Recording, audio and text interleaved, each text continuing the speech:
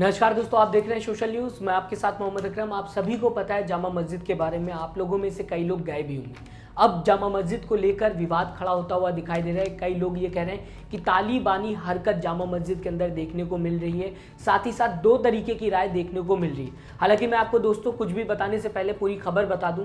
जामा मस्जिद के अंदर महिलाओं की एंट्री बैन कर दी गई है, लड़कियों की एंट्री बैन कर दी गई है। चाहे वो अकेली लड़की हो, चाहे ग्रुप में लड़कियां हो, उन सब की एंट्री जामा मस्जिद के अंदर इसलिए बैन कर दी गई है क्योंकि जामा मस्जिद के स्टाफ का ये कहना है कि जामा मस्जिद को पार्क के तरीके से इस्तेमाल किया जा रहा था। कपल पार्क के तरीके से जामा मस्जिद को इस्तेमाल किया जा रहा था। जामा मस्जिद के अंदर वीडियोस बनाई जाती थी टिकटॉक की। इस तरीके से जामा मस्जिद के अंदर गाने चलाए जाते थे जब वीडियोस बनाई जाती थी, और कई ऐसी हरकत जामा मस्जिद के अंदर देखने को मिलती थी जिसको शायद नहीं देखना चाहिए था स्टाफ को जामा मस्जिद के। इस वजह से अब बैन लगा दिया गया है महिलाओं का अकेले जाना जामा मस्जिद के अंदर। इसके बाद एक समूह ये कहता हुआ नजर आ रहा है कि महिलाओं को भी अधिकार मिलना चाहिए, महिलाओं की एंट्री बैन नहीं करनी चाहिए, महिलाओं को भी पुरुषों के तरीके से देखना चाहिए, और जो बैन सिर्फ महिलाओं के ऊपर लगाया गया है उसे हटा देना चाहिए। हालांकि मैं आपको कुछ भी बताने से पहले ये तस्वीर भी दिखाना चाहूँगा जहाँ पर लिखा हुआ है जामा मस्जिद के बाहर जो बोर्ड लगा हुआ है, जामा मस्जिद में लड़की या लड़कियों का अकेले दाखिला मना है, इस तरीके की बातें कही गई। इसके बाद एक और बोर्ड देख लीजिए जहां पर यह भी लिखा हुआ है कि जामा मस्जिद के अंदर वीडियोस बनाना गाने के साथ, यानी कि जो म्यूजिक होती है उसके साथ वीडियोस बनाना, वो भी पूरी तरीके से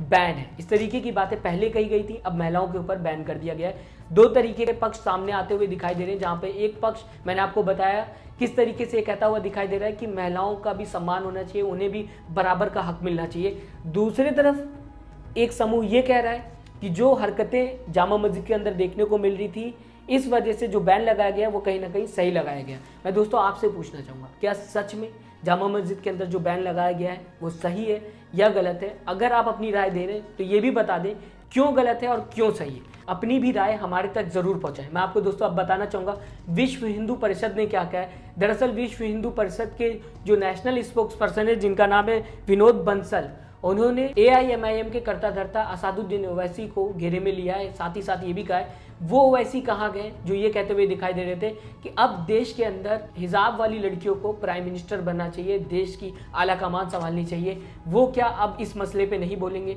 इस टॉपिक पे नहीं बोलेंगे जब जामा मस्जिद के अंदर महिलाओं को सम्मान नहीं मिल रहा है, उनका हक नहीं मिल रहा, जामा मस्जिद के अंदर महिलाओं को जाने से रोका जा रहा है। आपकी स्क्रीन के सामने वो वीडियो। भारत को सीरिया बनाने की मानसिकता पाले ये मुस्लिम कट्टरपंथी कम से कम ईरान की घटनाओं से ही सबक ले लेते।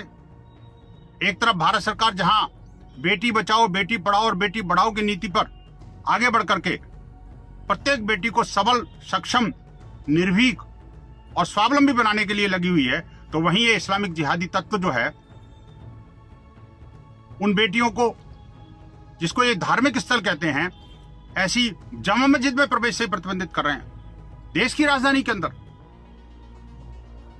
वो भड़काऊ भाईजान कहां हैं भाग्यनगर के, जो कि ये सपना पाले बैठे थे कि बुर्का नसीन कोई बहन जो है देश की प्रधानमंत्री बनेगी। अरे उनको पहले मस्जिद में तो प्रवेश दिलवा दो। क्या भारत की कोई मस्जिद ऐसी है जहां पर के मुस्लिम बेटियां पुरुषों के साथ खड़े होकर के एक साथ नमाज पढ़ सकती हो, साथ में धर्मस्थल में जा सकती हो? सर मानी चाहिए बेटियों की स्वतंत्रता और उसकी स्वतंत्रता पर बेड़ियां लगाने वाले, उनको समझ लेना चाहिए कि आज भारत नहीं विश्व भर में लड़कियां परी बन के उड़ रही हैं, चांद तक पहुंच गई, और ये मस्जिद में नहीं घुसने दे रहे। इनका चाल, चरित्र और चेहरा स्पष्ट रूप से परिलक्षित हो गया। वो जिहादी तंजीमें बाकी कहां हैं? दारुल उलूम देवबंद और जमीयत उलमा हिंद जैसे संगठन जो वलीउल्लाह को सजा पर तो कहते हैं कि हम लीगल एड देंगे उनको, और देश की आधी आबादी पर प्रतिबंध लगाते हैं। शर्म आनी चाहिए इनको।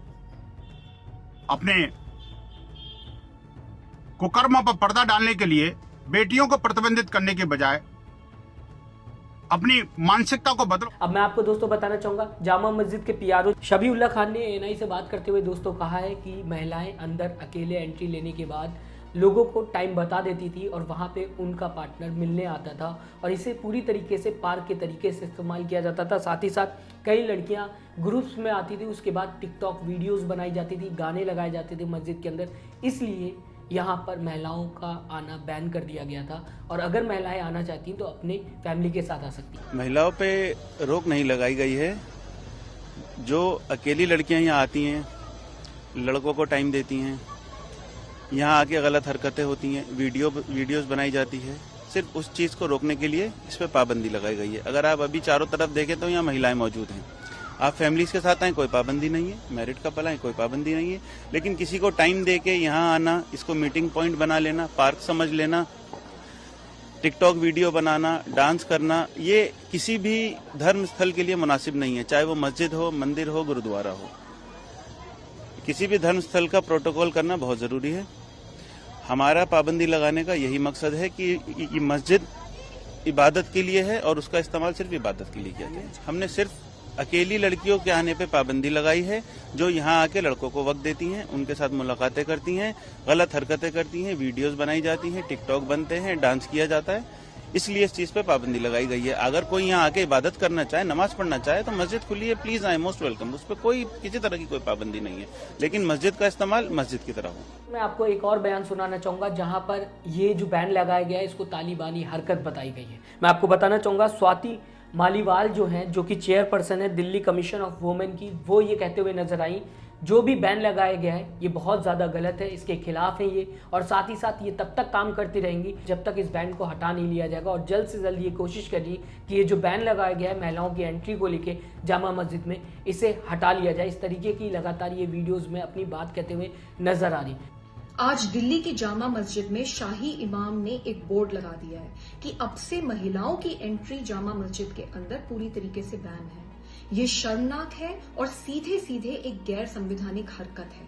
इन्हें क्या लगता है कि ये देश भारत नहीं है, ये देश ईरान है कि महिलाओं के खिलाफ खुले में भेदभाव करेंगे और कोई कुछ नहीं कहेगा। जितना हक एक पुरुष का इबादत करने का है, उतना ही हक एक महिला का भी इबादत करने का है। कोई भी संविधान के ऊपर नहीं है। इस तालिबानी हरकत के लिए दिल्ली के जामा मस्जिद के शाही इमाम को हमने नोटिस इशू करा है।